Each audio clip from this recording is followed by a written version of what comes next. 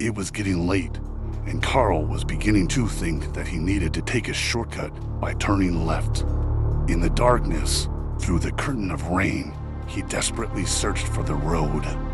He had never driven to the village this way before, although it was much shorter than the usual route. His grandmother had always warned him not to take the shortcut, but she had never explained the reasons for her words. Previously, he had always followed her instructions, but this time he decided to disobey them. Although he was overcome with anxiety, he tried to pull himself together.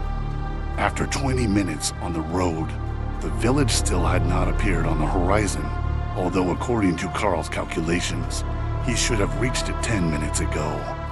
No houses, no people, only a black abyss and the light of headlights breaking through the darkness for a few meters.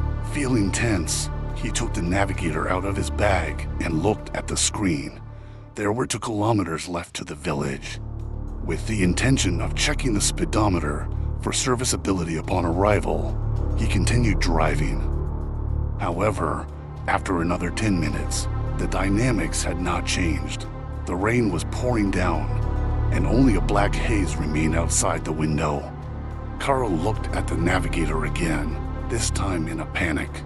The device showed that he had not moved a single step, the same 2 kilometers to the destination. He began to doubt that the gadget was broken, but after examining it carefully, he realized that the direction was showing correctly. Fear seized him when he remembered his grandmother's words about not turning onto a shortcut, but his determination to continue moving prevailed. About an hour passed.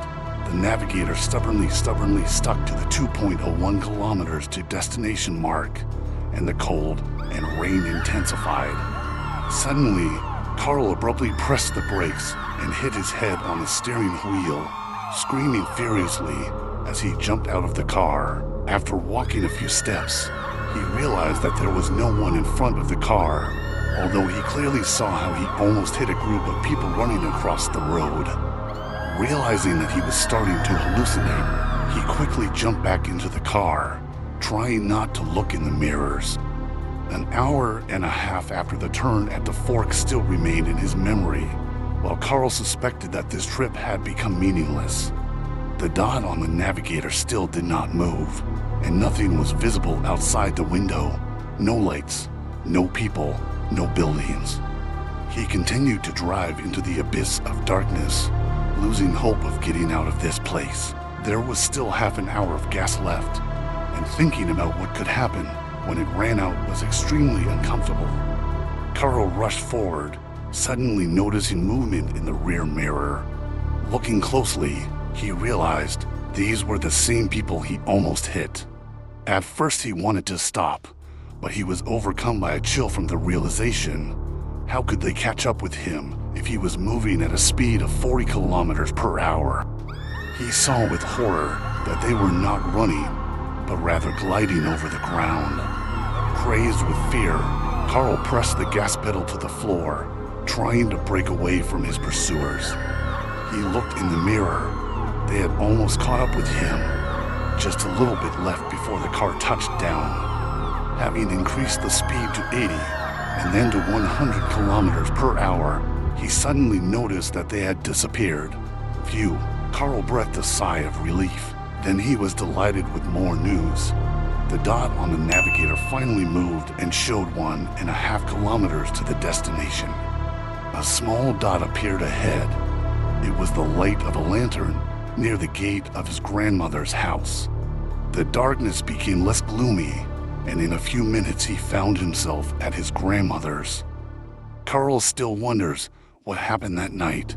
Did he fall into a space-time hole? Who were these creatures gliding over the ground? And why did they want to catch him? The answers were there, on the shortcut. When Carl parked the car at his grandmother's house, a strange feeling came over him, joy mixed with anxiety. His legs were shaking from fatigue, and cold sweat was running down his back. He quickly closed the doors and entered the house, where it was easier to breathe, but there was still a trace of that ominous experience. Grandma was sitting in her usual place in the chair by the fireplace, and the candlelight softly illuminated the dark corners of the room. "You've been back for a long time," she said in her melodious voice, but he noticed how her gaze ran over his face as if trying to discern something unmarked. "How was the road?" Carl wanted to tell his grandmother about his strange journey, about the creatures that were chasing him, about the navigator that did not respond. But when he opened his mouth, the words got stuck, and instead he simply said, "The road was difficult." Grandma did not answer, but her face became sad. She seemed to know something he didn't. She looked at the window, where the rain was raging. "You didn't take a shortcut, did you?" she asked in a quiet but confident tone. Carl felt the icy grip of fear squeeze his heart again. Words found no way out, and he just shook his head. "Okay," she nodded understandingly. "I won't insist. But you know, there are things that are better left alone," she added, looking at the fire. The man tried to sleep, but his thoughts returned to the night, full of fog and horror.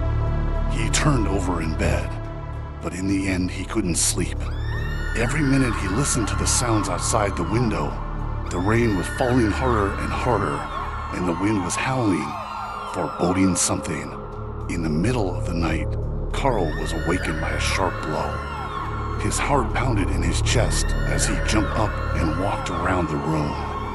He looked out the window and saw the shadows outside moving slowly, as if someone was sneaking past. They weren't just bad shadows. They were the same creatures he had seen earlier. They slid across the grass, leaving no trace. Their faces were blurred, but their eyes glowed like coals. He grabbed the phone, but the connection was not working. Excitement washed over him. Carl remembered them trying to catch up with him, the desire to escape from an invisible danger.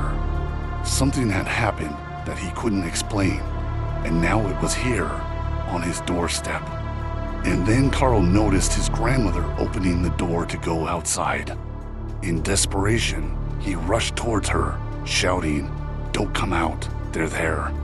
But she only turned her face towards him, and he saw that her eyes had become empty, like bottomless wells. "They've come for you," she said quietly. "We have to let them go." Realizing that it was her call that had caused his fear, he jumped up to her, but she had already disappeared into the darkness. The footsteps outside the window grew louder, and he rushed after her, forgetting about his fear. Grandmother stood at the edge of the yard, and shadows slowly rotated around her. "Don't let them take you," Carl shouted, rushing towards her. But she simply smiled, as if everything was fine. "You have to make your own choice. They're just looking for their own." The creatures began to approach, the outlines of their forms becoming clearer, and then he saw that they looked like people, but with distorted faces and empty, glowing eyes. His legs wouldn't obey him. He froze in place, realizing that the moment had come when his past and present collided in one instant. "Make up your mind," they whispered in unison, stretching out their hands to him. "You must not be afraid." At that moment, Carl realized that his grandmother had always known what was happening here, and he, risking everything, had to make a choice to stay with her or become part of this dark world, never to return again.